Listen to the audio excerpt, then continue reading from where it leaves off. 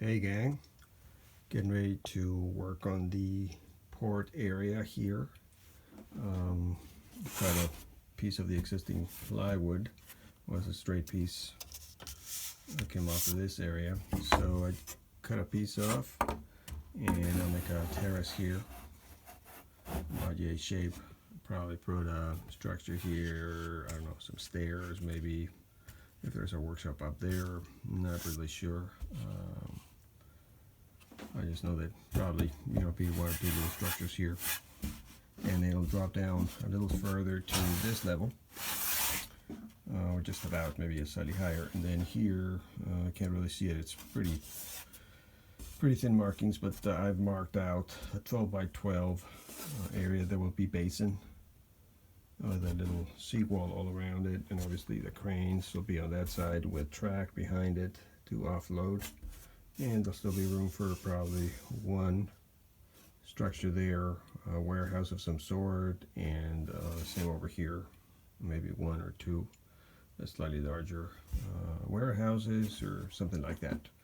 And there'll be a little channel entrance here.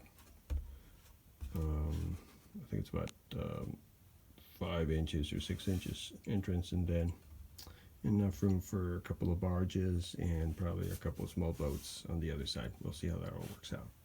So what I did here was I put in an additional stringer, and then I just got 1.5 inch little risers here, and I'll just plug right into those. Howdy gang, getting ready to put in the basin port area here.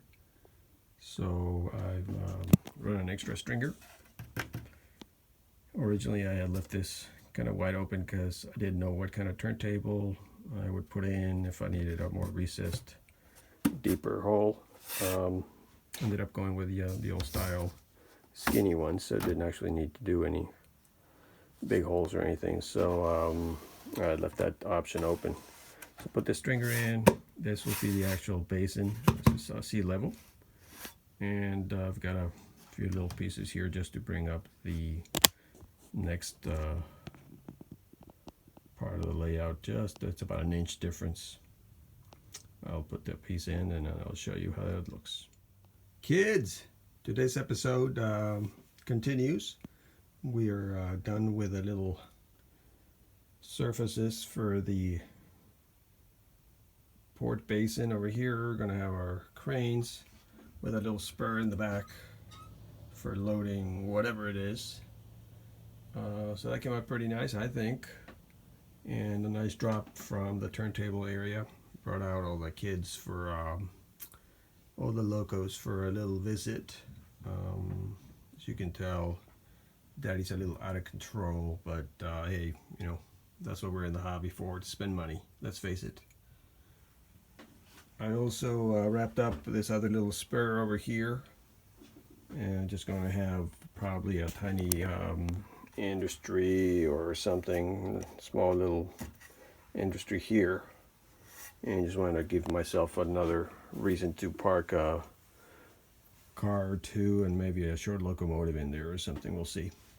So that about completes the track laying for this part of the layout. I don't really see any additional changes I'm going to make.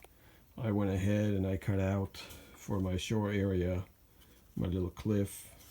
I made this little cove here, eventually via rocks and stuff, and I will have a tiny little cove here.